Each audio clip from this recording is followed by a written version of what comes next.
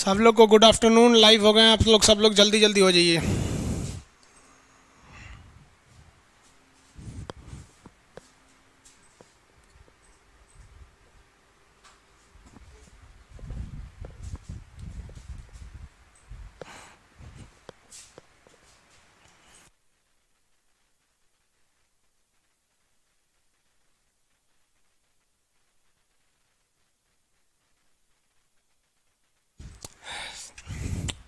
Good afternoon सब लोग को। देखिए, इससे पिछले क्लास में जो फ्राइडे के दिन बैच अलाउंस था उस दिन एक भी क्लास नहीं हो पाया था। कुछ प्रॉब्लम थे, टेक्निकल प्रॉब्लम, जिस वजह से क्लास नहीं हो पाया था। बारिश बहुत ज़्यादा हो रही थी, इस वजह से कुछ नहीं, कई सारे टेक्निकल फॉल्ट आ गए सब। अब वो हम लोग फर्स्ट क्लास आज से करेंगे हम लोग नक्शा का। तो आज से हम लोग स्टार्ट करते हैं। देखिए, इस क्लास को सबसे बेहतरीन ढंग से वही समझेगा जिसको कुछ नहीं आता है। आप दिमाग से उतार दीजिए कि आपको कुछ आता है। आप यहाँ समझने बैठे कि मैप के बारे में आपको पढ़ना है, मानचित्र क्या होता है। मैप पढ़ेंगे, फिर एटलस पढ़ेंगे, फिर ग्लोब पढ़ेंगे, पॉलिटिकल, थेमेटिकल, ये सारी चीज़ों को आपको समझ में आएगा। ए टू जेड इस सारी की जिम्मेदारी आप हमको दे दीजिए, आपको टेंशन नहीं लेना है। देखिए, मैप क्या होता है, मानचित्र, हिंदी में उसे क्या कहते हैं, मानचित्र, मैप। मैप पूरे पृथ्वी या उसका कुछ किसी भूभाग को, जैसे मान लीजिए टोटल ये आप अर्थ ले लीजिए, या केवल आप इंडिया लीजिए, या केवल बिहार, झारखंड, यूपी, राजस्थान, मध्य प्रदेश, कुछ भी एक हिस्सा ले लीजिए। तो पूरी पृथ्वी या उसके किसी भूभाग को कागज पर या कपड़े पर हूबहू उतार देना, एक नक्शा बना देना, नक्शा तैयार कर देना होता है। उसी को हम क्या कहते हैं, नक्शा। तो 6वीं शताब्दी में एक व्यक्ति थे, मार्केली नाम था उनका। तो मार्केली ने एक ऐसा किताब बनाया जिस किताब में न केवल नक्शा था। तो लोग वो किताब को पलटते गए, देख रहे हैं कि उसमें तो कुछ है ही नहीं है, केवल नक्शा है। तो एक ऐसी किताब जिसमें दूसरा कुछ भी ना हो, केवल नक्शा हो, तो ग्रुप ऑफ मैप हो, केवल कलेक्शंस ऑफ मैप हो, उसे हम कहते हैं एटलस। तो ये हो गया आपका बुक एटलस। तो एटलस क्या होता है, एटलस देखिए, एटलस है क्या कि एक किताब होता है, उसमें केवल और केवल आपको नक्शे बनाए रहते हैं। ये किताब आपको खरीदनी पड़ेगी, हम बताएंगे कब लेना है, अभी आप धीरे धीरे समझते चलिए, जल्दबाजी नहीं करेंगे। जिसको समझ में नहीं आएगा, जो कुछ नहीं जानता है वो सबसे ज़्यादा समझ के जाएगा, क्योंकि नया मेमोरी में डाउनलोडिंग तेज़ी से होता है। अब पहले से वायरस भर के आए हैं लोग ना, तो फिर वही डाउनलोड तेज़ी से नहीं होगा। तो अगर कोई आपसे कहे एटलस क्या है, तो एक ऐसी किताब जिसमें खूब सारे नक्शा, उसे एटलस कहते हैं। तो फिर इसका नाम एटलस क्यों पड़ा? तो देखिए, जब मार्केली ने इसे 6वीं शताब्दी में बनाया था, तो इसके ऊपर जो कवर लगाया था, जैसे इसके ऊपर एक ग्लोब का कवर है, तो उसने जो कवर लगाया था उसने एटलस का कवर लगा दिया था। एटलस एक देवता है ग्रीक भाषा में, उसे क्या कहते हैं, एटलस। आप एटलस की साइकिल खरीदेंगे तो उसमें देखेंगे एक ग्रीक भाषा में एक ऐसी मान्यता है ग्रीक लोगों की कि जो पृथ्वी का बोझ उठा के है वो कौन उठाए हुए है, एटलस। तो वो क्या है कि एटलस पूरे पृथ्वी का इसे ग्लोब को अपने कंधे पे लेकर बैठा रहता है। तो ऐसे देवताओं को आप देखे होंगे एटलस साइकिल वगैरह पे। तो उसी एटलस का कवर इस फोटो पे लगा दिया था। तो लोगों ने इस किताब का नाम उस राक्षस के आधार पर रख दिया, नाम रख दिया एटलस। तो एटलस तो समझ में आ गया आप लोग को, एटलस क्या होता है। अब एटलस के बाद आते हैं सब मैप। एटलस के अंदर कौन सी चीज़ें होती हैं, तो एटलस के अंदर होती है मैप। मैप कई टाइप के होते हैं सब। अब इसमें आते हैं हम लोग पॉलिटिकल, थेमेटिकल, कई टाइप के मैप होते हैं। यहाँ हम आपको 2 तरह के मैप दिखा रहे हैं। एक मैप है आपका पॉलिटिकल, एक मैप आपका फिजिकल। यहाँ अब इसमें फिजिकल और पॉलिटिकल में अंतर समझिए। ये वाला जो मैप देख रहे हैं, ये एक मैप है पॉलिटिकल मैप ऑफ इंडिया, राजनीतिक नक्शा कहते हैं। इसमें आपको देश और राज्य जो होते हैं ना, आपका जितने भी स्टेट हैं और आपकी कंट्री है, कोई भी कंट्री या स्टेट, इसकी बाउंड्री आपको एकदम अच्छे से समझ में आ जाएगी। जैसे जम्मू कश्मीर यहाँ है, कहाँ ख़त्म हुआ आपको समझ में आ जाएगा। गुजरात ये है वाला स्टेट है, ये कहाँ ख़त्म हुआ, कहाँ से शुरू हुआ, आपको इजीली आइडिया लग जाएगा। तो ऐसे नक्शा को हम पॉलिटिकल कहते हैं, जिसमें केवल राजनीतिक महत्व की चीज़ें दी गई रहे हैं। यूपी कहाँ से शुरू है, मध्य प्रदेश कहाँ है, नेपाल, चाइना, अमेरिका। तो ये सारी चीज़ें जो केवल और केवल राजनीतिक महत्व की चीज़ें हैं, उसे देखने के लिए हम लोग कौन सा नक्शा का प्रयोग करते हैं, पॉलिटिकल मैप का प्रयोग करते हैं। समझ में आ गया कि नहीं आ गया? किसी को कोई दिक्कत नहीं है? अब आगे देखिए, फिजिकल मैप क्या होता है। Same to same political map का ही होता है फिजिकल मैप, लेकिन इसमें नेचुरल महत्व की चीज़ें दी गई रहती हैं, प्राकृतिक चीज़ें दी गई रहती हैं, उसे हम लोग कहते हैं फिजिकल मैप। फिजिकल मैप में आप ये नहीं समझ पाएंगे कौन सा स्टेट कहाँ से शुरू हुआ कहाँ खत्म हो गया। जैसे यहाँ आपको अंदाज़ा लग रहा है कि ये वाला गुजरात है, आप इसी बेसिस पर यहाँ आप अंदाज़ा लगा सकते हैं कि गुजरात यहीं होगा, लेकिन आप ये कंफर्म नहीं बता पाएंगे कि गुजरात यहाँ कहाँ से शुरू और कहाँ से ख़त्म हो गया है। तो वैसा नक्शा जिसमें आपको पॉलिटिकल महत्व की चीज़ें दी गई रहती हैं उन्हें हम लोग कहते हैं पॉलिटिकल मैप, और जिसमें नेचुरल चीज़ें दी गई रहती हैं उसे हम लोग कहते हैं फिजिकल मैप। अब आप कहेंगे कि इसमें ज़रूरी कौन है, तो देखिए बकलोल जो लोग होते हैं उनके लिए पॉलिटिकल अच्छा है, और जो होशियार लोग हैं उनके लिए फिजिकल अच्छा है। फिजिकल में बहुत सारी जानकारियाँ दी रहती हैं, पॉलिटिकल में बहुत सारी जानकारी नहीं दी रहती है। समझिए कौन कौन सी जानकारी होगी। ये कौन सा मैप है, पॉलिटिकल है, ये वाला फिजिकल है। अब हम आपको अच्छे से समझा देते हैं। इसमें पॉलिटिकल मैप में कुछ खास नहीं होता है, मेन होता है आपका फिजिकल मैप। यहाँ फिजिकल मैप में अगर आप देखेंगे ध्यान से तो आपको कई कलर्स दिखाई देंगे। आप कहेंगे कि इससे पहले वाले में भी तो कई कलर थे, लेकिन वो कलर हमारी मर्जी पर है। पॉलिटिकल मैप में आपकी मर्जी चलती है, आप जिस रंग से उसे रंगना चाहें रंग सकते हैं, लेकिन फिजिकल मैप में आपकी मर्जी नहीं चलेगी। फिजिकल मैप में है कि भूरा रंग से आपको पहाड़ रंगना है, तो यहाँ देख रहे हैं आपको भूरा रंग से क्या रंगा हुआ है, पहाड़। जम्मू कश्मीर, हिमाचल प्रदेश, उत्तराखंड, इसमें पहाड़ रंगे हुए हैं सब। आपको अगर ये दिख रहा होगा तो ये पहाड़ है। यहाँ सिक्किम में भी ब्राउन कलर है, यहाँ पे भी ब्राउन कलर है। ये ब्राउन कलर से ही पहाड़ रंग सकते हैं। तो ये फिजिकल में एक खासियत ये है कि अगर आपको कहीं पे भी ब्राउन कलर दिखाई देता है तो आप समझ जाइए कि वहाँ पर क्या चीज़ है, पहाड़ है। तो दिखाई क्लियर नहीं दे रहा है इसमें, देखें एक से।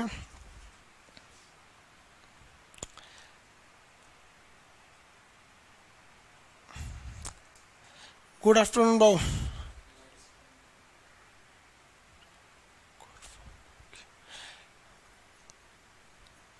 ओके बाबू, आप लोग को देखिए जब भी क्लास करना आप कर सकते हैं। इसके बाद भी अगर आपके पास मतलब इस टाइम नहीं कर सकते तो आगे भी कर सकते हैं, रिकॉर्डेड क्लास बचा हुआ रहेगा। आगे देखिए बाबू, कुछ सर क्वालिटी लो हाई करने का ऑप्शन नहीं दिया है। आपके नेटवर्क पे डिपेंड करेगा ये। आपके यहाँ नेटवर्क सही रहेगा तो कर देंगे, नहीं रहेगा तो नहीं कर पाएंगे। आप किस एरिया में ही डिपेंड करता है। आगे देखिए वो कुछ लोग को ब्राइटनेस का दिक्कत हो रहा है। देखिए मैप ही है उस टाइप का। आगे आपका दूसरा मैप लेंगे उसमें आपको अच्छा से समझा देंगे। अभी आप यहाँ समझिए, ये हल्का आपको ब्राउन दिख रहा है ना, तो ब्राउन का मतलब क्या होता है, आपका पहाड़ है वहाँ पर। इससे काफ़ी फायदा होता है। आप जैसे मान लीजिए कोई पायलट है, अब अगर कोई पायलट है उसे आपने पॉलिटिकल नक्शा दे दिया है, तो पॉलिटिकल नक्शा में उसको कहाँ समझ में आएगा ऊंचा कौन है नीचे कौन है। लेकिन अगर वही फिजिकल नक्शा है तो वो देख लेगा कि भाई भूरा कलर का, इसको हाइट बढ़ाना पड़ेगा वरना लड़ जाएगा। अब एक और चीज़ इसमें होगा कि कहाँ पहाड़ की ऊंचाई ज़्यादा है और कहाँ पहाड़ की ऊंचाई कम है, ये कैसे पता चलेगा। अब आप खुद सोचिए कि अगर भूरे रंग से पहाड़ है तो ये तो भूरा रंग का मतलब हो गया पहाड़, लेकिन हाइट कैसे दिखाएंगे। तो इसमें भूगोलवेताओं ने दिमाग लगाया। उन्होंने क्या किया कि कलर को डार्क और लो करना चालू किया। जहाँ एकदम चटकार रंग से रंग दिया, भूरा रंग से, जहाँ चटकार भूरा है तो उसको समझ लिए कि वहाँ का पहाड़ की ऊंचाई ज़्यादा है। और जहाँ हल्का भूरा है, अब अगर इंडिया के बीच में देखेंगे ना तो हल्का हल्का भूरा यहाँ भी दिख रहा होगा, बीच में हल्का ब्राउन दिख रहा होगा। हम आगे आपको अभी क्या है कि आपको पूरा नक्शा नहीं मिला होगा, तो एक्चुअली क्या है कि अभी हम पूरा नक्शा ले लिए हैं। धीरे धीरे करके आपको जब एक आइडिया लग जाएगा तो आपको एक एक राज्य के नक्शा के हिसाब से पढ़ाएंगे। तो ये आपका हो गया आपका कश्मीर का। तो अगर कलर भूरा है, डार्क कलर है, तो मतलब समझिए उस चीज़ की वैल्यू ज़्यादा है। यानी भूरा कलर किसको दिखाता है, तो भूरा कलर दिखाता है आपको भाई पहाड़ को, तो पहाड़ वहाँ पे ज़्यादा है। और अगर भूरा रंग पंछुछुर हो जाएगा, पंछुछुर का मतलब समझते हैं पतला, तो जब कभी भी भूरा रंग पतला हो गया तो आप समझ जाइएगा कि वहाँ पर पहाड़ की हाइट कम है। तो हाइट ज़्यादा रहने पे कलर ज़्यादा और कम होने पे कम। जैसे यहाँ पे हल्का भूरा दिख रहा है आपको, ना बराबर दिख रहा होगा, तो इसमें कोई खास इफेक्ट नहीं पड़ेगा। तो ये भूरा रंग से पता चलता है कि कौन सा चीज़ ज़्यादा है कौन सा चीज़ कम है। अब ये तो भूरा समझ में आ गया, तो यहाँ हम लिख देते हैं ब्राउन कलर। आपको पीडीएफ वगैरह मिलेगा बाबू, अभी आपको बस थोड़ा बहुत समझा रहे हैं ताकि आपको आइडिया लग जाए। अब ग्रीन कलर, ग्रीन कलर का मतलब होता है मैदानी एरिया। ग्रीन कलर का मतलब क्या होता है, मैदान। मतलब वैसा चीज़ जो समतल भूमि हो, पहाड़ वगैरह जहाँ ना हो, वो ग्रीन कलर से के एरिया से दिखाएगा। ब्लू कलर के एरिया से पानी को दिखाएगा। जैसे अगर आप यहाँ देखेंगे समुंदर को क्या दिखा रहा है, ब्लू कलर से। अब जहाँ समुंदर ज़्यादा गहरा होगा वहाँ पर आपको ज़्यादा नीला करेगा, और जहाँ समुद्र कम गहरा होगा वहाँ कम नीला करेगा। तो ये हो गया आपका कलर कोडिंग। ये धीरे धीरे आपको सब आराम से समझ में आने लगेगा, कलर कोडिंग क्या है। तो ये सब चीज़ों में आपको अंतर धीरे धीरे पढ़ते रहेंगे, ऑटोमेटिक समझ में आ जाएगा। अभी हम केवल रफली इंट्रोडक्शन के रूप में बता रहे हैं। तो पॉलिटिकल मैप अलग होता है, थेमेटिकल अलग होता है। इसमें आपको कभी भी नहीं दिखेगा कि कश्मीर कहाँ शुरू हुआ कहाँ ख़त्म हो गया, राजस्थान कहाँ से शुरू हुआ कहाँ ख़त्म हो गया। अब इसके अलावा मैप आता है जिसको हम लोग कहते हैं थेमेटिकल मैप। उसको समझिए क्या होता है। देखिए ये मैप देखें, थेमेटिकल मैप क्या होता है, किसी खास चीज़ को दर्शाने के लिए जब मैप बनाया गया रहता है ना, उस मैप को हम लोग कहते हैं थेमेटिकल मैप। जैसे इसमें केवल रेलवे लाइन दर्शाई गई है, बाकी कौन स्टेट कहाँ गया, कौन सा पहाड़ कहाँ है, इससे कोई मतलब नहीं है। इसमें केवल रेलवे लाइन को दर्शाया गया। तो जब किसी खास चीज़ को दर्शाने लगे तो उसे क्या कहते हैं हम लोग, थेमेटिकल मैप। जब पर्वत पहाड़ या नेचुरल चीज़ को दर्शाने लगे तो उसे क्या कहते हैं हम लोग, फिजिकल मैप। और जब देश राज्य इत्यादि का विभाजन दिखाने लगे तो उसे क्या कहते हैं, पॉलिटिकल मैप। तो मैप कितने टाइप के हो गए, 3 टाइप के, पॉलिटिकल, फिजिकल, थेमेटिकल, ये तीनों पढ़ना है आपको। अब इसके अलावा एक और मैप होता है, ये देखिए ब्लैंक मैप। इसमें सब चीज़ सादा दे देता है, आपको कुछ नहीं देगा। तो जब हम आपको सबसे पहले आपको पढ़ाएंगे पॉलिटिकल, क्योंकि पॉलिटिकल से ही आपको समझ में आता है। शुरुआत कहाँ से करेंगे, पॉलिटिकल से। पॉलिटिकल के बाद आपको पढ़ाएंगे फिजिकल, उसके बाद ये एकदम सादा मैप है बाबू, इसमें आपको कुछ नहीं दिखेगा, एकदम सादा रहेगा, इसमें कुछ पता ही नहीं चलेगा। सबसे टफ होता है यही ब्लैंक वाला, देखिए इसमें आपको एकदम सादा मैप मिलेगा। इसके बाद आएगा थेमेटिकल।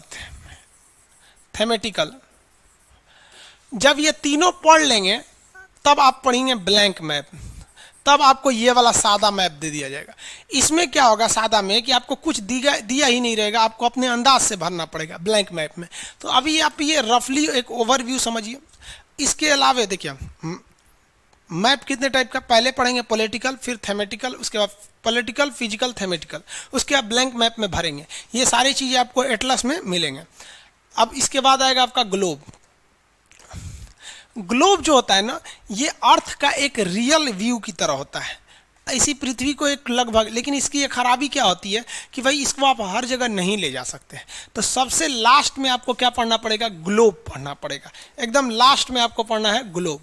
इस ग्लोब के बारे में लास्ट में। अब इसमें आप पढ़ेंगे कि पृथ्वी अगर इधर से देखेंगे तो 22.5 डिग्री झुका है, ज़मीन से देखेंगे तो 66.5 डिग्री झुका है। तो ये सब एंगल वगैरह के बारे में, अक्षांश क्या है, देशांतर क्या है, ये सब चीज़ों को आपको ग्लोब में पढ़ना है।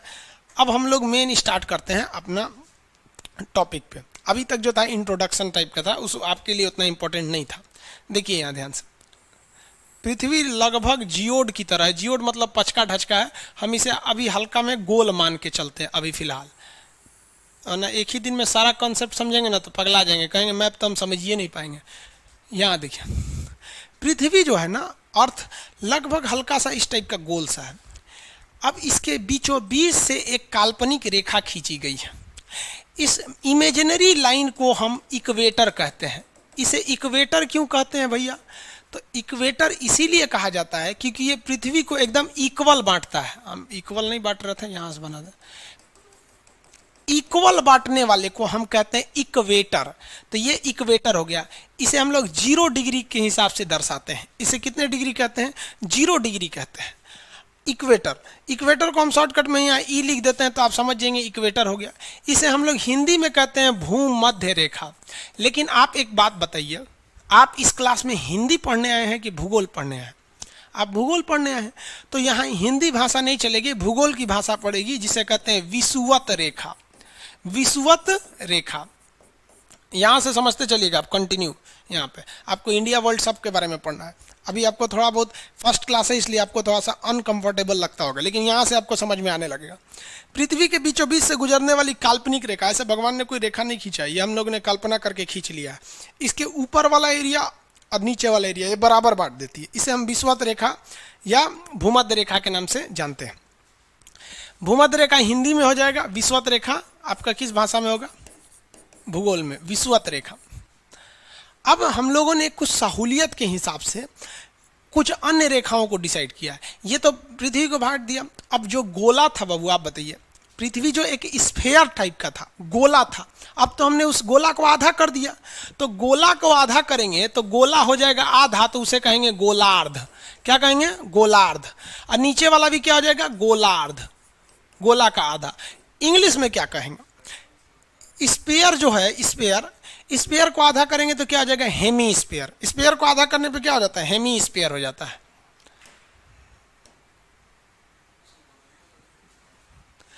ये हो गया आपका हेमी स्पेयर। तो इसको हेमी स्पेयर, ये भी हेमी स्पेयर। ऊपर के भाग को उत्तर कहते हैं यानी नॉर्थ, और नीचे के भाग को दक्षिण कहते हैं यानी साउथ। अब धीरे धीरे एक एक चीज आपके साथ नया नया जुड़ते जाएगा।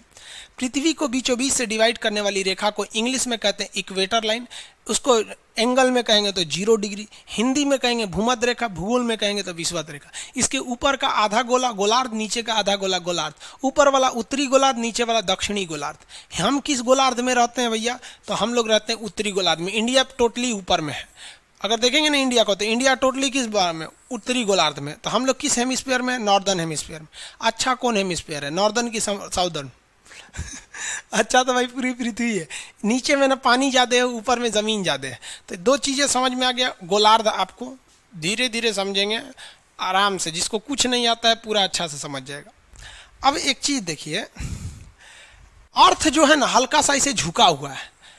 ये क्या है? झुका हुआ है। अब ये कितने डिग्री झुका हुआ है? 23.5 डिग्री। कितने डिग्री? 23.5 डिग्री। आज से 1.25 लाख साल पहले, लगभग 15 करोड़ साल पहले ये 18 डिग्री पे झुका हुआ था। अभी भी ये 24 डिग्री झुक गया है। कुछ दिन बाद जब इसकी नापी होगी ना तो 24 डिग्री आ जाएगा। तो ये कितने डिग्री झुका हुआ है? तो 23 डिग्री, 23.5 डिग्री। तो यहाँ से कितने डिग्री है? 23.5। तो 23.5 डिग्री के पास एक रेखा खींचेंगे ऊपर की ओर, और 23.5 डिग्री के पास एक रेखा खींचेंगे नीचे की ओर। अब आप कहेंगे कि सर ये सीधा क्यों नहीं खींच रहे हैं, तिरछा क्यों खींच रहे हैं? तो किसी भी फुटबॉल के ऊपर आप अगर सीधा रेखा खींचेंगे तो सीधा खींचेबे नहीं करेगा। रियल में अगर आप फुटबॉल लेके खींचेंगे ना तो तिरछे खींचेंगे सीधा, लेकिन दूर से कैसा लगेगा? तिरछा। तो ये 23.5 पे है, ठीक है।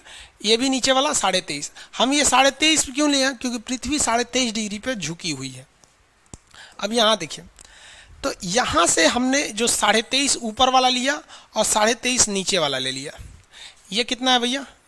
23.5 डिग्री। और ये भी कितना है? 23.5 डिग्री। अब आप बताइए, ये तो उत्तर दिशा में हो गया नॉर्थ, और ये तो साउथ हो गया दक्षिण दिशा में। अब दो चीज़ें यहाँ समझिए, ये डिग्री निकालते कैसे हैं ये आप ग्लोब में पढ़ेंगे। फर्स्ट क्लास में आप ग्लोब नहीं पढ़ेंगे, पहले आप मैपिंग पढ़ेंगे। जब मैप कंप्लीट हो जाएगा तब आप ये एटलस देखेंगे। जब पूरी दुनिया का आइडिया लग जाएगा तब ग्लोब में समझेंगे। आपके मन में एक जिज्ञासा आ रही होगी, सर अक्षांश क्या है, लॉन्गिट्यूड लेटीट्यूड, लेकिन अभी आप उसको समझ नहीं पाएंगे। बैटरी ले तो डिस्चार्ज हो गया।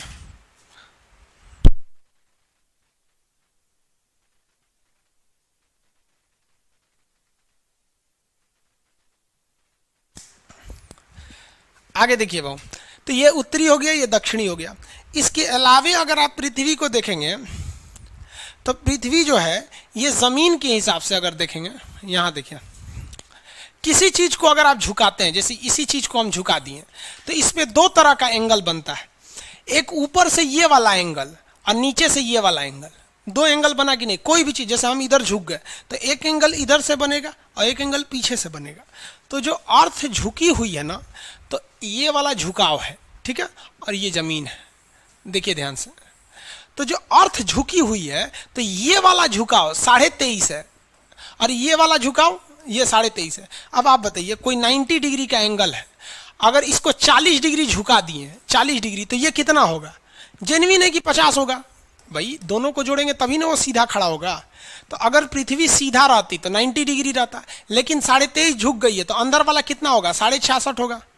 66.5 होगा कि नहीं? आप खुद देखिए, 90 डिग्री में किसी चीज़ को झुकाएंगे एक ओर से, तो अगर इधर से 10 हुआ तो इधर से 80 बचेगा। उसी तरह पृथ्वी अगर सीधा रहती तो 90 पे रहती, 23.5 झुका दिए तो इधर से 23.5, तो इधर से कितना होगा? 66.5 होगा। तो 66.5 डिग्री हो जाएगी पृथ्वी। तो पृथ्वी पर दो रेखाओं का बड़ा महत्व है, एक 23.5 डिग्री वाले का क्योंकि ये ऊपर से एंगल है, एक 66.5 डिग्री वाले का क्योंकि ये नीचे से एंगल है। समझ में आ रहा है कि नहीं? अभी आप कमेंट पे ध्यान नहीं देंगे आप लोग, अभी आप लोग मेन अभी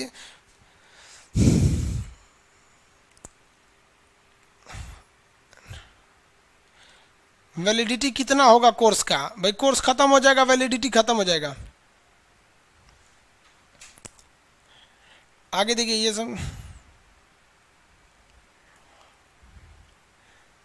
प्रियांशु कुमार कह रहे हैं कि सर ये सब तो हम 6 में पढ़े थे, तो फिर 6 में पढ़े थे तो अभी तक आपका नौकरी हो जाना चाहिए था।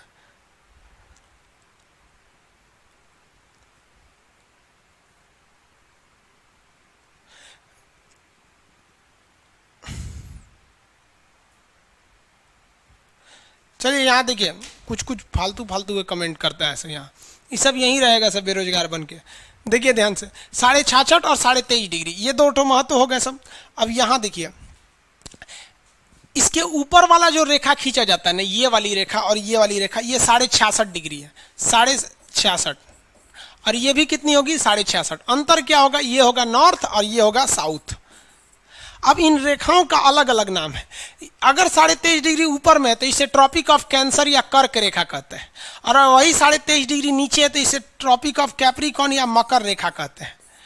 ट्रॉपिक ऑफ कैप्रिकॉर्न या मकर रेखा कहते हैं। ये दो रेखाएं हो गई सब यहाँ। अब आप अच्छे से समझिए। अब ऊपर वाला जो है उसे कहते हैं आर्कटिक, नाम है इसका आर्कटिक, और नीचे वाले को कहते हैं अंटार्कटिक, नीचे वाले को अंटार्कटिक। ये रेखाएं याद रखेंगे, इसका काफी ज्यादा यूज होगा क्योंकि इसको शुरुआत में ही बता दे रहे हैं। टोटल कितनी रेखा हो गई बिना देखे आप बताएंगे आंख बंद करके। बीचों बीच वाली रेखा विषुवत रेखा, बीचों बीच में विषुवत रेखा, ऊपर में गया 23.5 डिग्री कर्क रेखा, नीचे में 23.5 डिग्री मकर रेखा। इंग्लिश में बोलिए, बीचों बीच वाला विषुवत रेखा को इंग्लिश में क्या कहेंगे? इक्वेटर। 23.5 ऊपर वाला क्या हो गया? ऊपर वाला 23.5 क्या हो गया? ट्रॉपिक ऑफ कैंसर, और नीचे वाला 23.5 ट्रॉपिक ऑफ कैप्रिकॉर्न। ऊपर वाला 66.5 आर्कटिक, आर्कटिक, और नीचे वाला 66.5 अंटार्कटिक। नीचे वाला अंटार्कटिक, ऊपर वाला आर्कटिक। हो गया। अब इसका महत्व क्या है? आखिर इतना क्यों बताया जा रहा है? आखिर इसका कुछ ना कुछ तो यूज होगा। समझिए, यूज समझते हम लोग। देखिए जो अर्थ, जो सनलाइट होता है ना, सनलाइट, पृथ्वी सनलाइट, ये ज्यादा सूरज जो होता है वो मैक्सिमम जाता है कहां पर? कर्क रेखा पर। सूर्य मैक्सिमम कहां तक जा सकता है? कर्क रेखा। तो आप कहेंगे सर इधर अंधेरा रहता है। नहीं बबुआ, यहां तक सूर्य आता है, इसके बाद इसकी रोशनी तिरछी जाती है। अब आप बताइए, तिरछा रोशनी में रोशनी तो जाएगा, लेकिन क्या गर्मी उतना जाएगा? नहीं जाएगा। तो ये कर्क रेखा से जितना दूर जाइएगा ठंड बढ़ेगा कि नहीं बढ़ेगा? ठंड बढ़ेगा। और दूर जाइएगा और ठंड बढ़ेगा, और दूर जाएंगे और यानी ऊपर में तो और ठंड बढ़ने लगेगा। बढ़ेगा कि नहीं बढ़ेगा?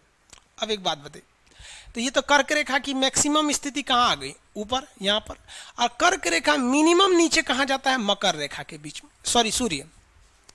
तो सूर्य किन दो रेखाओं के बीच में सीधा चमकता है? तो कर्क रेखा और मकर रेखा के बीच में सूर्य की किरणें सीधा चमकती हैं। इसके अलावा ये तिरछा चमकती हैं। सबसे कम, आप बताइए, सबसे कम सूर्य की रोशनी कहाँ जाएगी? यहाँ जाएगी। न गर्मी लगेगा, ना इसे पोल कहते हैं, इसे भी पोल कहते हैं। ये साउथ पोल है, ये नॉर्थ पोल है। तो सूर्य अधिकतम किन दो रेखाओं के बीच रह सकता है? फटाफट बताएंगे। ऊपर में कौन सी रेखा? कर्क रेखा। और नीचे में कौन सी रेखा? मकर रेखा। इन्हीं दोनों रेखाओं के बीच में सूर्य हमेशा चक्कर लगाता है, अदरवाइज में वो चक्कर नहीं लगाएगा। इन्हीं दोनों रेखाओं के बीच में वो क्या करेगा? चक्कर लगाएगा। अब एक बात बताइए, इसके ऊपर इधर तो सूर्य की किरणें तिरछी और इधर भी तिरछी, यानी यहाँ उतना गर्मी नहीं पड़ेगा जितना यहाँ पड़ेगा। तो कर्क रेखा और मकर रेखा के बीच के एरिया को हम क्या लिख सकते हैं? गर्म क्षेत्र लिख सकते हैं। बताइए, अगर हमने लिख दिया तो कुछ गलती किया? यहीं से इंटर द मिशन हो जाता है फटाफट। क्या हमने इसको गर्म क्षेत्र लिख दिया तो कुछ गलती किए हैं?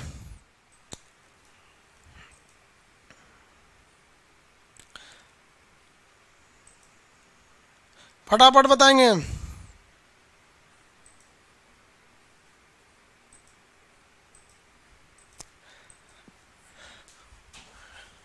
चलिए देखिए, यहाँ ये गर्म क्षेत्र होगा ही, गर्म क्षेत्र।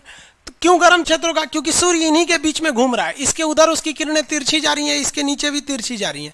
लेकिन आप बताइए, यहाँ पे समझिए, क्या आप हिंदी पढ़ने बैठे हैं कि गर्म क्षेत्र बोल रहे हैं? आप तो ज्योग्राफी पढ़ने बैठे हैं ना। तो ज्योग्राफी में हम लोग गर्म को क्या बोलते हैं? ज्योग्राफी में गर्म को बोला जाता है उष्ण। गर्म को क्या बोला जाता है? उष्ण। क्या बोलेंगे? उष्ण। और क्षेत्र को कहते हैं कटिबंध। क्या कहेंगे? कटिबंध। तो ये बीच वाला एरिया हो गया उष्ण कटिबंध। अब इसके बीच अगर कुछ भी पाया जाता है तो आपको क्या बोला जाएगा? उष्ण कटिबंध। अब इंग्लिश मीडियम में इसे क्या कहेंगे भाई? उष्ण कटिबंध वाले इंग्लिश मीडियम वाले भी एडमिशन लिए होंगे, वो लोग सोच रहे होंगे इसे इंग्लिश मीडियम में क्या बोला जाएगा। तो इसे टोरिड जोन बोलते हैं, इंग्लिश में इसे टोराइड जोन बोलते हैं। Torrid zone, torrid zone. Hindi में इसे उष्ण कटिबंध बोलते हैं। समझ में आ गया आप लोग को? अब बताइए कि यहाँ पे कोई देश पाया गया, सपोज विषुवत रेखा पे कोई देश पा लिया गया, यहाँ पर इक्वाडोर। तो क्या इक्वाडोर एकदम विषुवत रेखा पर है, तो क्या इक्वाडोर उष्ण कटिबंध में आएगा? कंफर्म आएगा। जो भी कर्क रेखा और मकर रेखा के बीच में आएगा तो उष्ण कटिबंध में आएगा। अब कितने लोग बता सकते हैं कि उष्ण कटिबंध में 3 रेखाएं आती हैं, कर्क रेखा, विषुवत रेखा और मकर रेखा। इसमें सबसे ज्यादा गर्मी कहाँ पड़ेगा? सबसे ज्यादा गर्मी भैया विषुवत रेखा पे पड़ेगा, क्योंकि सूरज जब ऊपर जा रहा था तब भी यहाँ चमक के गया, और जब नीचे आ रहा था तब भी चमक के गया, तो सबसे ज्यादा गर्मी यहीं पे पड़ने वाली है। अब देखिए आगे ये वाले एरिया में कल्पना कीजिए, यहाँ पर, यहाँ देखिए, जब सूरज ऊपर गया होगा, कहाँ गया होगा? ऊपर में, यहाँ पर होगा, तब तो यहाँ पर नहीं होगा वो। तो जब ऊपर गया होगा तो ये वाला एरिया कैसा होगा? ठंडा। कैसा होगा? ठंडा। नीचे वाले की बात कर रहे हैं, ठंडा। और ये वाला एरिया कैसा हो गया होगा? गर्म। जब ये ऊपर होगा, जब यहाँ से सूरज नीचे आएगा, यहाँ पर इस वाले एरिया में, यहीं तक आ ही सकता है यहाँ पर, तो ये वाला एरिया अब कैसा हो जाएगा? जो ठंडा था वो कैसा हो जाएगा? गर्म हो जाएगा। लेकिन अब ये गर्म हो गया, अब ये वाला कैसा हो जाएगा? ये वाला हो जाएगा ठंडा। यानी हम ये कह सकते हैं कि ये वाला बीच का जो एरिया है ये ठंडा और गर्म दोनों हो जाएगा। इसमें दोनों चीज़ें देखी जाएंगी, ये ठंडा और गर्म दोनों हो जाएगा। अब बताइए, यहाँ फिर से नाम रखिए, ये ठंडा को हिंदी में कहते हैं शीत, ठंडा को हिंदी में शीत, और गर्म को क्या कहते हैं? उष्ण। गर्म को उष्ण। तो बताइए, तो शीत प्लस उष्ण क्या हो गया? शीतोष्ण। शीत प्लस उष्ण, इसको क्या बन गया? शीतोष्ण बन गया। तो यहाँ हो गया भैया इसका शीतोष्ण नाम हो गया, ये हो गया शीतोष्ण।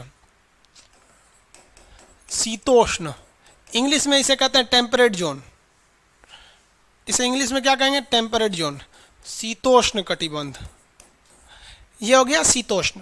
तो पृथ्वी पर आपने कितने कटिबंध देखे? एक आपने देखा उष्ण कटिबंध, एक देखे शीतोष्ण कटिबंध। शीतोष्ण कटिबंध को टेम्परेट जोन कहते हैं। कितने लोग ये बता सकते हैं कि यहां पर क्या होगा? देखिए बबुआ, सूर्य अधिकतम आ सकता है नीचे मकर रेखा तक, यहाँ आने के बाद भी यहाँ तक तिरछी किरणें छोड़ेगा और कुछ गर्मी उत्पन्न कर देगा, इसलिए ठंडा के साथ साथ गर्मी रहेगा। लेकिन ये वाले एरिया में कभी भी ठंड ही पड़ेगा, गर्मी नहीं पड़ेगा, ठंडा। और ठंडा को क्या कहते हैं? शीत। तो ये क्या हो गया? शीत कटिबंध। कटिबंध का मतलब क्या होता है? एरिया। कटिबंध का मतलब एरिया। और ऊपर वाला भी क्या होगा? सूर्य अधिकतम यहीं तक जाएगा ना, कर्क रेखा तक, इसके बाद तो जाएगा नहीं। और ये वाला एरिया क्या हो जाएगा? ये भी तो हो गया शीत कटिबंध। तो पूरे पृथ्वी को कितने कटिबंध में बांटे? ये शीत कटिबंध को इंग्लिश में क्या कहेंगे? Frigid zone. फ्रिजिड, एकदम बर्फ जम जाता है वहां पे, उसी को क्या कहते हैं? Frigid zone. अब यहाँ देखिए, पृथ्वी के बीचों बीच में बोलिए कौन सा कटिबंध? फटाफट बोलते जाएंगे लोग, नीचे कमेंट लिख के फटाफट बताएंगे। पृथ्वी के बीचों बीच में कौन सा जोन? कौन सा कटिबंध बीचों बीच में?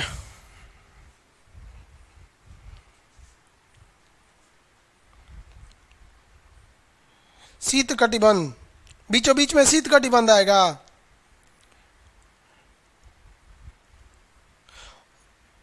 बीचों बीच में उष्ण कटिबंध आएगा। हाँ, उष्ण।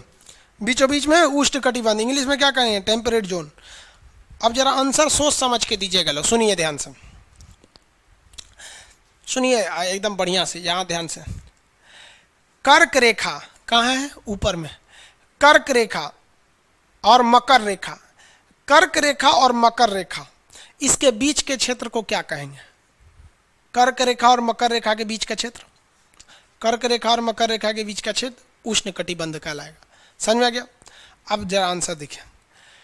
कर्क रेखा से ऊपर में, कर्क रेखा से आर्कटिक रेखा, कर्क रेखा से आर्कटिक रेखा के बीच का क्षेत्र क्या कहलाएगा? शीतोष्ण कटिबंध, गर्मी ठंडी दोनों पड़ेगा, टेम्परेट जोन। और नीचे में बताइए, नीचे में शीतोष्ण का एरिया कहाँ से आएगा? नीचे में शीतोष्ण का एरिया फटाफट, अगर नहीं कमेंट लिख सकते तो वहीं अकेले में बैठ के क्लास कीजिए, वहीं पर आपको समझ में आएगा, अकेले में बोलिए, नीचे में दिमाग लगाइए फटाफट। नीचे का शीतोष्ण कहाँ से होगा? अब आंख बंद करेंगे, नीचे का शीतोष्ण कहाँ से होगा भैया? ये मकर से शुरू होगा, ऊपर जाएंगे तो उष्ण हो जाएगा, ना ना ऊपर नहीं जाना है, नीचे आएंगे तो क्या हो जाएगा? शीत और ठंडा दोनों पड़ेगा। तो ये हो गया आपका मकर रेखा से लेके आर्कटिक रेखा, ये क्या हो गया? शीतोष्ण हो गया। और आर्कटिक से दक्षिणी ध्रुव ठंडा, और अंटार्कटिक से उत्तरी ध्रुव ठंडा। तो कितने टाइप के कटिबंध देखें, कितने टाइप के कटिबंध देखे? 3 टाइप के देखे रे बबुआ। यो तो शीतोष्ण है, यो तो टाइप है, गिन रहा है से 1 2 3 4 5। अरे भैया 5 कहाँ है? 3 टाइप है ना, समझ में गया? अब मान लीजिए 2 लड़का 1 लड़की खड़ी रहेंगे, पूछेंगे कितने टाइप के मानो है, तो 2 ना हो जाएगा, लड़का लड़की का आप संख्या थोड़ी गिन रहे हैं। ये समझ में आ गया आप लोग को? क्वेश्चन बताइए फटाफट, सबसे ज्यादा ठंडा किस कटिबंध में पड़ेगा? सबसे ज्यादा ठंडा किस कटिबंध में? शीत कटिबंध में पड़ेगा। सबसे कम ठंडा कहाँ पड़ेगा? उष्ण कटिबंध में पड़ेगा। सबसे कम ठंडा कहाँ पड़ेगा? उष्ण कटिबंध में पड़ता है बाबू सबसे कम ठंडा। ठंडा गर्मी दोनों पड़ेगा, शीतोष्ण कटिबंध में ठंडा गर्मी दोनों पड़ेगा। एक आगे अब एक ये देखिए, यहाँ पे इस ग्लोब में देखिए,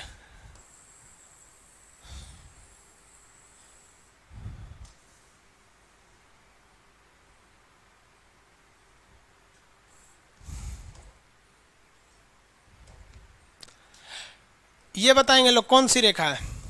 जल्दी फटाफट आंसर दीजिए, कौन सी रेखा है ये? आंसर देते रहिए आप लोग फटाफट।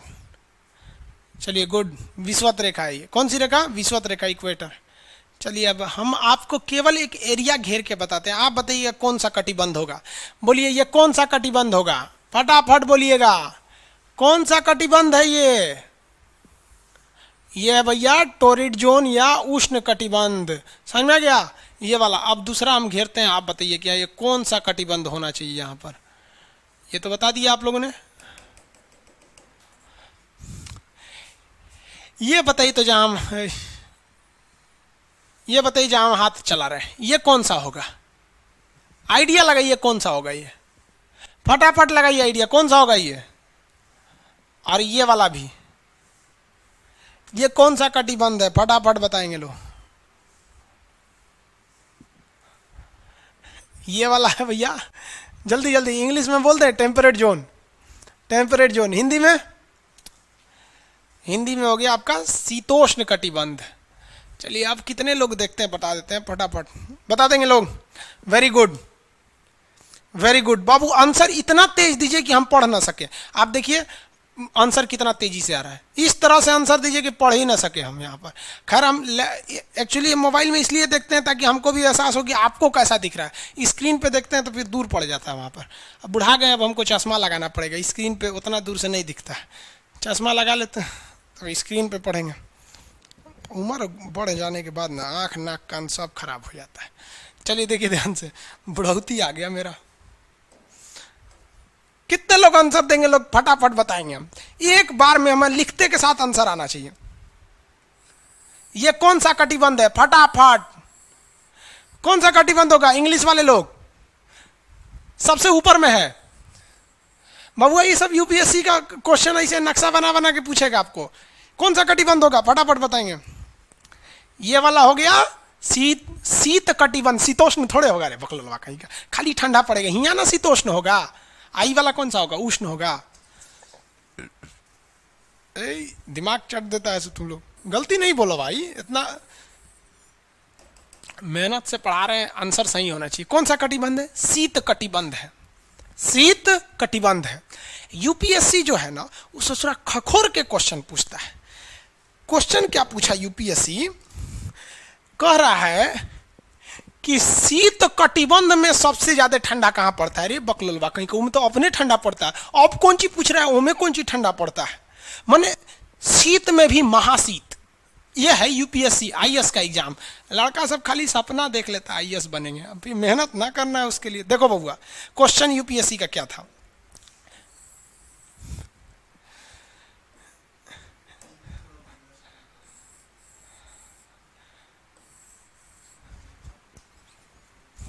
आवाज में झंझनाहट हो रहा है क्या? -10 कर देते हैं। अब कैसा आवाज? क्लियरिटी अब चेक करें तो थोड़ा सा झंझनाहट कम है, ठीक है। थोड़ा बहुत झंझना जाता है। बाबू हमारा गले खराब है, भगवान अजीब टाइप का बना दिया गला मेरा।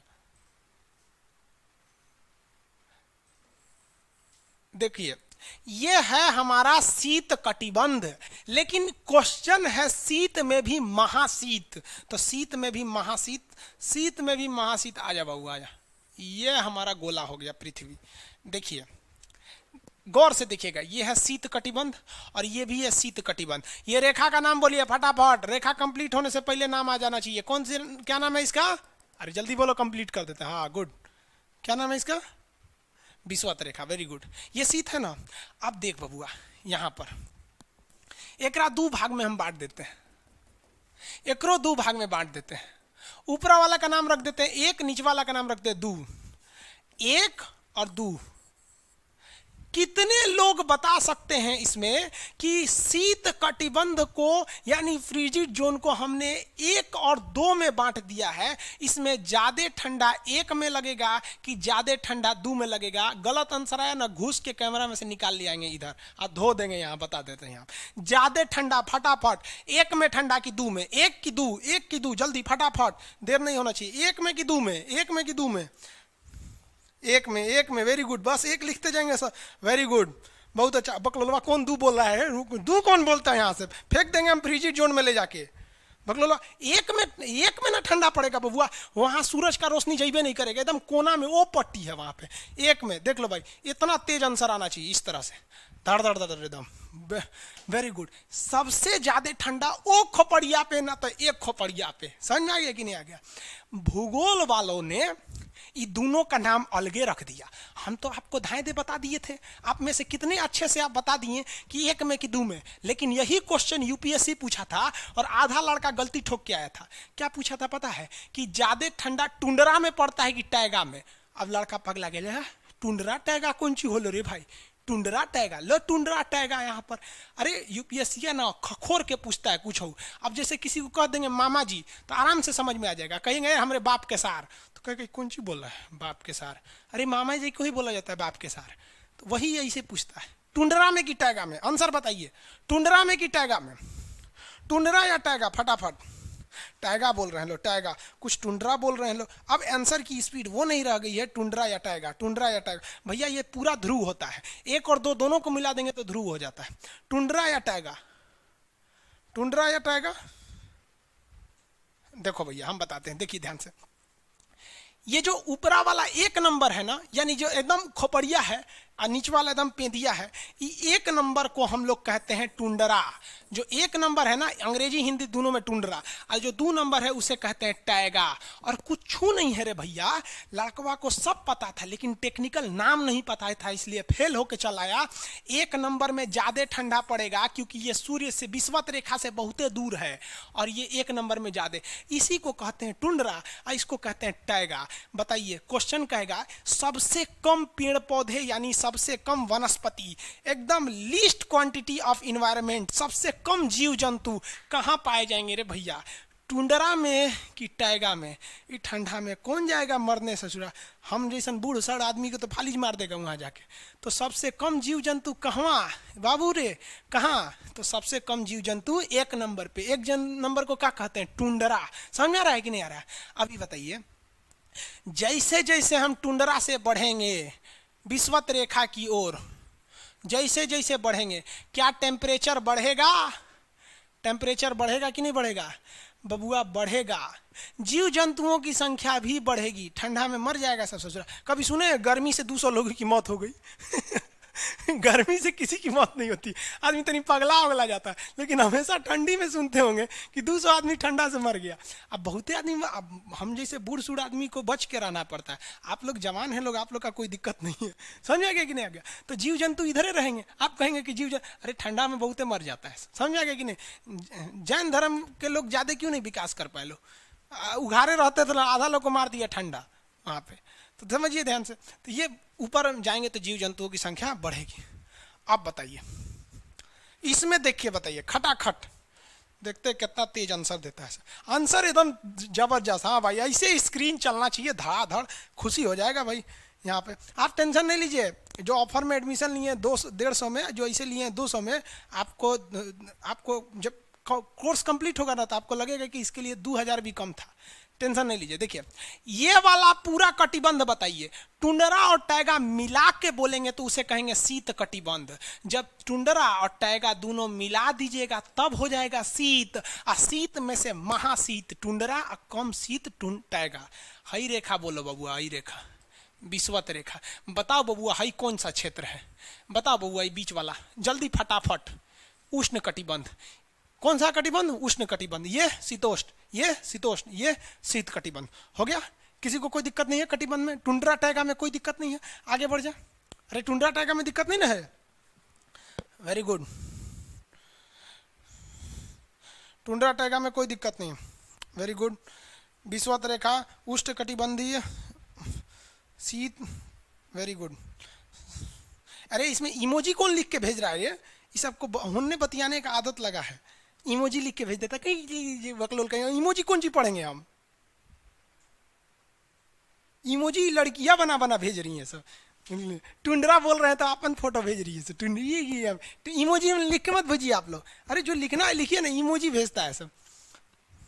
हिंदी मीडियम वाला तो कई को पता नहीं इमोजी मतलब कौन सी होला। और जन सियार ऐसा पीला पीला मुखौटवा बना रहता है, ओकरी इमोजी बोला जाता है।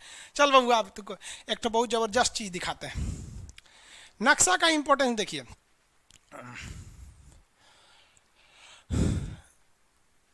बाबू लोग ये देखो, ये हो गया ग्लोब, पूरा पृथ्वी। अब इसमें एक चकाचौंध से बचिए, देखिए ध्यान से। आप लोग को ये हल्का दिख रहा है? हाँ देखिए ध्यान से, हल्का सा दिख रहा है। इसमें देश नहीं देखना है बाबू। ब्राइटनेस घटा दे क्या?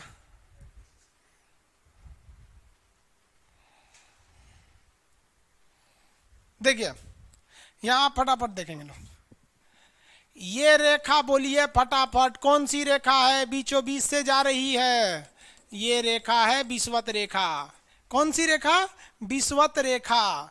हमारा प्यारा भारत ये रहा, हमारा सारे जहां से अच्छा। ये हमारा हिंदुस्तान उत्तरी गोलार्ध में है, northern hemisphere of the earth. ये हमारा कौन सी रेखा? विषुवत रेखा। अरे ये क्या हो गया यार, टेक्निकल आदमी नहीं है हम, या नौटंकी कर रहा है। ये विषुवत रेखा हो गया। ये बबुआ एगो बात बता तो, जो विषुवत रेखा है वहीं ना सबसे ज्यादा गर्मी पड़ेगा। सबसे ज्यादा गर्मी कहां पड़ेगा? विषुवत रेखा पे पड़ेगा, क्योंकि सूर्य जाता है अधिकतम कहां तक? ये कर्क रेखा तक। कर्क रेखा भारत के बीचों बीच से गुजरती है, आपको भी पता है, 8 राज्यों से। थोड़ा बहुत तो आप भी पढ़े होंगे, शॉर्टकट, गमछा झाड़ू सब फालतू चीज होता है। अब यहां देखिए, ये तो है मकर रेखा बबुआ, ये है मकर रेखा, यही है ना मकर रेखा। इसमें तो किसी को दिक्कत नहीं है। अब एक बात बताओ बाबू, ध्यान से देखो। सूर्य मकर रेखा से जाएगा कहां पर? कर्क रेखा तक। और कर्क रेखा पर जाने के बाद ये वापस आएगा कहां पर? मकर रेखा पर। यानी कैंसर और ट्रॉपिकल इसी के बीच में घूमेगा ना, इसी के बीच में घूमेगा। अब जरा देखिए, जाते वक्त भी एक बार विषुवत रेखा पे चमक के गया सीधे, और आते वक्त भी एक बार विषुवत रेखा पे चमक गया, यानी 2 बार तो खड़े चमका। और जब सूर्य यहां पर होगा तो इधरों देख रहा होगा, इधरों देख रहा होगा, उस वक्त भी विषुवत रेखा को देख लिया। अब जब सूर्य नीचे होगा तो इधर भी देख रहा होगा, गर्मी दे रहा होगा, और इधर भी देख रहा होगा। यानी ससुरा अगर आप विषुवत रेखा पे रह गए ना, जान ले लेगा सूर्य आपका, इतना ना गर्मी करेगा। इसलिए विषुवत रेखा पे जितने देश हैं ना, वहां के लोग एकदम मंगरैला की तरह काला होते हैं सब। इतना भयानक काला होता है सब कि उनको देखकर हिंदुस्तान का अगुआ भाग जाएगा। दुल्हन की तो बातें छोड़िए, लेकिन जितना सुंदर लड़की होती है सब ना, बहुत सुंदर लड़की, वो देखिएगा जब टेढ़ा लड़का पसंद करती हैं सब। सुंदर लड़की को बुद्धि पता नहीं कहाँ होता है। एक्चुअली भगवान जो है ना, सुंदरता बनाए। देखिए अगर किसी चीज में समय देंगे तो दूसरे चीज से समय काटना पड़ेगा। तो भगवान जिसको सुंदर बनाया ना, खूब सुंदर, तो उसको कुछ ना कुछ कहीं ना कहीं से समय काट लिया। तो जो बुद्धि बना रहा था तो बुद्धि काट लिया। तो जितना देखिए, जितना सुंदर लड़की की रहेंगी सर, अजबे सबसे फसल रहती है सर, एकदम खौराइल रहेगा, खूब सुंदर लड़की लेके घूमेगा। आप देखिए ना, एकरे देख लीजिए, ऐश्वर्या राय को, सुजरा कोना से बिया की हूँ, अभिषेक बच्चन, ओकरा से तो अच्छा अमिताभ था। सानिया मिर्जा को देख लीजिए, पगली, ओकरा पाकिस्तान मिलल था। बताइए, हम लोग उस टाइम खालिए थे लोग। हाँ, ये अजब हाल है भाई, अजब। प्रियंका चोपड़ा को देखिए, वो ऐसा ना जेसीबी ऐसा आदमी से शादी कैले, बुझाता हो का आदमी बुलडोजर है, तो वही हो गया हमें। तो यहाँ पे जितना मिलेगा सब ना, सब का सब मिलेगा, सब काला काला। और हिंदुस्तान में जो बनेगी आलिया, उसी को मिलेगा कालिया यहाँ पर। तो सबसे ज़्यादा गर्मी बताओ बबुआ कहाँ पड़ेगा? विषुवत रेखा, इक्वेटर, जितना इक्वेटर का एरिया है सबसे भयानक गर्मी झेलता है। सबसे भयानक गर्मी कौन झेलेगा बबुआ? इक्वेटर वाला। अब एक बात बता बाबू ध्यान से, अगर हम इक्वेटर से दूर जाएंगे तो गर्मी पड़ेगा कि ठंडा? ठंडा पड़ेगा। गर्मी वाले एरिया में लोग काले हो जाते हैं और ठंडी वाले एरिया में गोरे हो जाते हैं। यानी विषुवत रेखा से जितना दूर जाएंगे आप गोरे होते जाएंगे और वहाँ ठंडा लगने लगेगा। विषुवत रेखा के पास आएंगे तो काले हो जाएंगे, गर्मी लगेगा। अब एक काम करते हैं, और ये क्या निकल गया? हाँ चलिए, क्वेश्चन देखिए, फटाफट बताइए आंसर। देखते हैं कितना समझदार हैं लोग, कितने इंटरेस्ट लेके पढ़ रहे हैं आप लोग। देखिए, ये हमारा हिंदुस्तान, इंडिया हमारा। चलो बबुआ, ये रेखा देखिए, कौन सी रेखा बताइए फटाफट? विषुवत रेखा। विषुवत रेखा है ना जी, पृथ्वी के बीचों बीच से जारी है। जैसे जैसे हम इससे दूर जाएंगे ठंडा पड़ेगा, लोग गोरे हो जाएंगे। जैसे जैसे करीब आएंगे गर्मी पड़ेगा, लोग काले हो जाएंगे। हिंदुस्तान में देख रहे बबुआ, हिंदुस्तान में जल्दी से फटाफट, अब कमेंट ना बबुआ, फटाफट हिंदुस्तान, इंडिया में देखो, इंडिया में ये हमारा हिंदुस्तान। निचवा वाला केरला, तमिलनाडु विषुवत रेखा के एकदम करीब है। तो साउथ के लोग में गर्मी ज़्यादा पड़ता है और साउथ के लोग काला काला होते हैं। लोग साउथ इंडिया के लोग देखिएगा गोरे नहीं होते हैं। लेकिन जैसे जैसे आप विषुवत रेखा से दूर जाएंगे ठंडी पड़ेगा और लोग गोरे हो जाएंगे। और ऊपर जाइए और गोरे होंगे, और ऊपर जाइए और गोरे होंगे। सबसे ऊपर चले जाइए, कश्मीर चले जाइए। कश्मीर में खूब ठंडा, कश्मीर की कली, वाह वाह, समझ में आ गया? वहाँ कोई फेयर एंड लवली की जरूरत नहीं है। कश्मीर के लड़का लड़की सब गोरे होते हैं लोग। और नीचे दक्षिण भारत में देखेंगे तो सब झौंसल मिलता है, सब कुछ हीरोइन गोरी हो जाती हैं सब। अब बाल्टी में सोच रहे फेयर एंड लवली घोर के में नहा लेगी से तो गोर ना हो जाएगी। सब उस समय भूगोल का नियम काम नहीं करता है यहाँ पर। समझ में आ रहा है कि नहीं आ रहा है?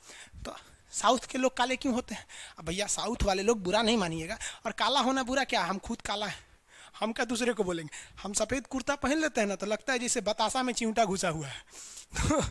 तो साउथ वाले सब काले ही होते हैं। काले से क्या दिक्कत है? हाँ, आपको फिर बताए ना, जितना काला रहता है उसको कैसा मिलती है सब।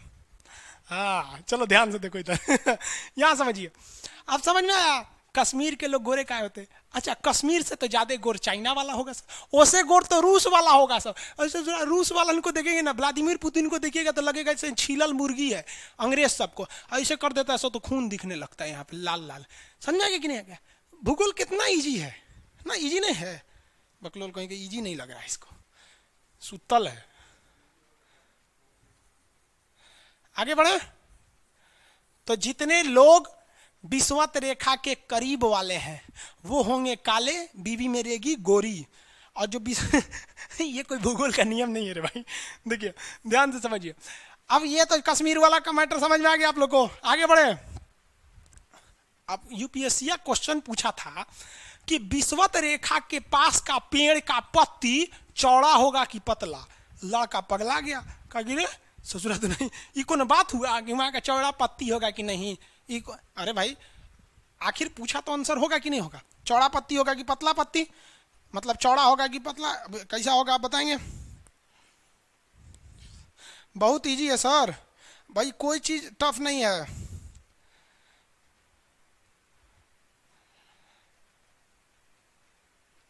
अरे बकललवा, डाउनलोड करने की सुविधा ना, स्क्रीनशॉट ले सकते हैं ना डाउनलोड कर सकते हैं, ये सुविधा नहीं मिलेगा। चलिए ध्यान से समझिए। अब यहाँ पर पत्ती के बारे में हम लोग समझते हैं, पत्ती के बारे में। इधर देखिए फटाफट, अब कमेंट छोड़ दीजिए, मेरी ओर देखिए। एक बात बता बउआ, विषुवत रेखा के पास गर्मी पड़ेगा कि नहीं? सीधी सी बात है, एक शब्द में बोलेंगे तो गर्मी पड़ेगा कि? अरे भयानक गर्मी पड़ेगा रे। जब जाएगा तब वो गर्माएगा, आएगा तब वो गर्माएगा, और नीचे रहेगा तब वो झांकेगा विषुवत रेखा, और ऊपर रहेगा तब वो झांकेगा विषुवत रेखा। सबसे ज्यादा गर्मी कहाँ पड़ेगी? विषुवत रेखा। सबसे ज्यादा गर्मी विषुवत रेखा। समझ में आ गया? तो एक चीज तो कंफर्म हो गया ये विषुवत रेखा के बाद कि भैया इसकी जो गर्मी है भयानक। और जैसे जैसे गर्मी पड़ेगा, ये जो समुंदर देख रहे हैं, समुंदर का पानी भाप बनकर ऊपर उठेगा। गर्मी के कारण कोई भी पानी एवापोरेट हो जाएगा, यानी क्या बन जाएगा? वाष्प बन के ऊपर उठ जाएगा, और यही वाष्प ऊपर जाके बना लेता है बादल। तो विषुवत रेखा के पास खूब ज्यादा बादल हो जाएंगे, और इतने बादल हो जाएंगे कि वहां वर्षा हो जाएगी। तो विषुवत रेखा के पास डेली 2 बजे वर्षा हो जाती है। कैसे हो जाती है? विषुवत रेखा के पास भयानक गर्मी, गर्मी के कारण वाष्प एवापोरेशन होता है, और ये एवापोरेशन होने के बाद बादल बन जाते हैं, और ये बादल बरसों रे मेघा मेघा बरस जाते हैं। तो आप कहेंगे कि सर ये 2 बजे काहे बोले हैं, 4 बजे काहे नहीं बोले? तो रे बबुआ एक बात सुनो, धूप में जो गर्मी आती है वो 8 बजे के बाद आती है। सुबह 8 बजता है ना, मॉर्निंग का 8, उसके बाद ही धूप की गर्मी रहती है। 8 बजे के पहले धूप में उतना गर्मी नहीं रहता, इसलिए वाष्पीकरण नहीं हो पाता। 8 बजे से धड़ धड़ धड़ धड़ वाष्प बनता है, ऊपर जाता है, और 12 बजे के बाद धूप से गर्मी वो खत्म होने लगती है 2 बजे तक। तो 2 बजे तक इतना ना बादल बन जाता है कि अब वो रोक नहीं पाता है। कहता है बकलोल कहेगा कल खुदे इतना बादल बना था, आज फिर बना दिया, कहाँ रखेंगे? बरसा दो, फिर अगले दिन बरसा दो। तो डेली 2 बजे से 4 बजे के बीच कहाँ बारिश होती है?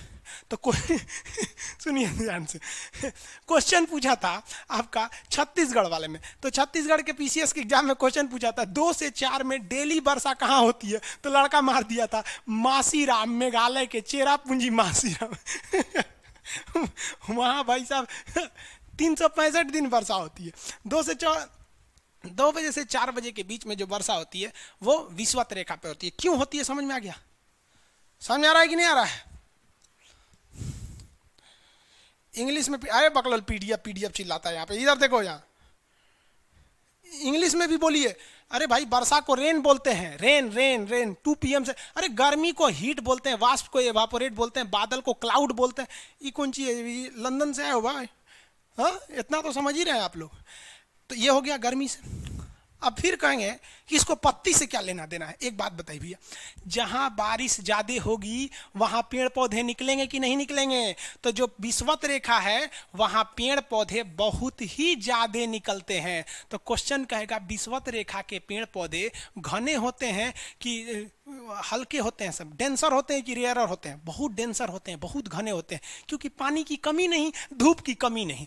भैया धूप और पानी तो पेड़ पौधों को चाहिए, दूसरा क्या चाहिए?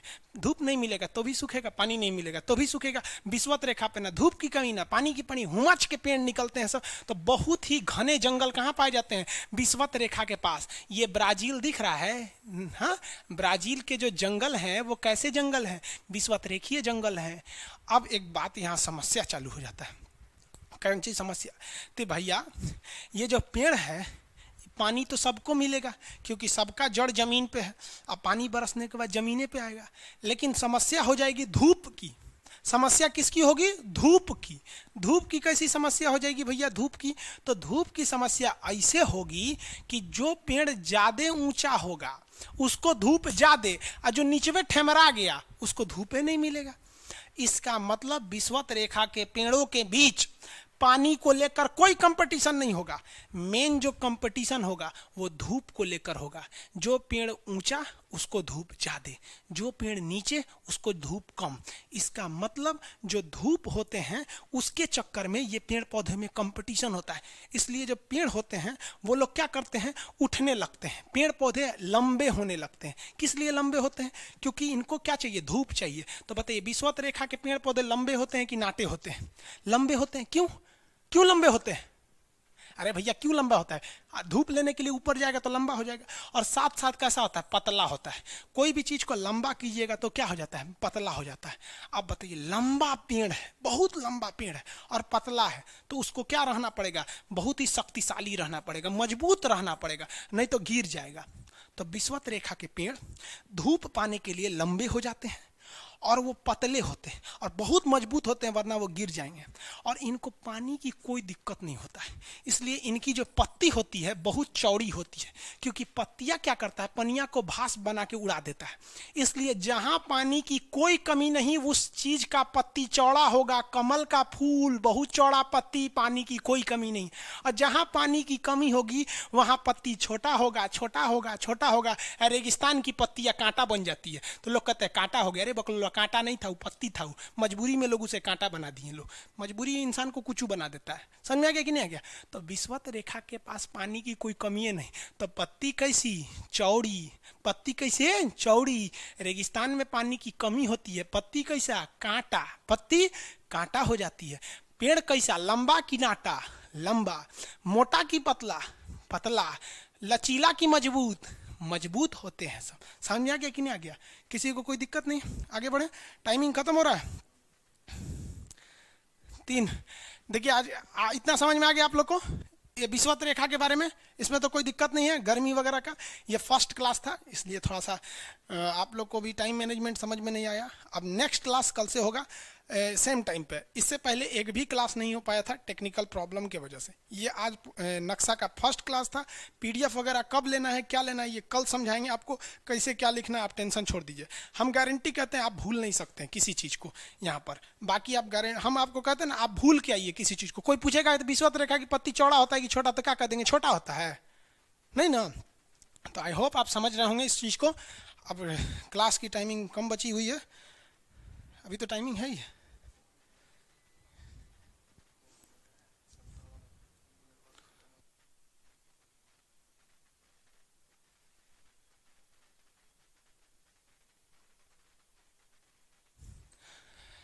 चलिए, तो आप लोग को आज के लिए इतना ही रहने देते हैं, फिर मिलेंगे नेक्स्ट क्लास में।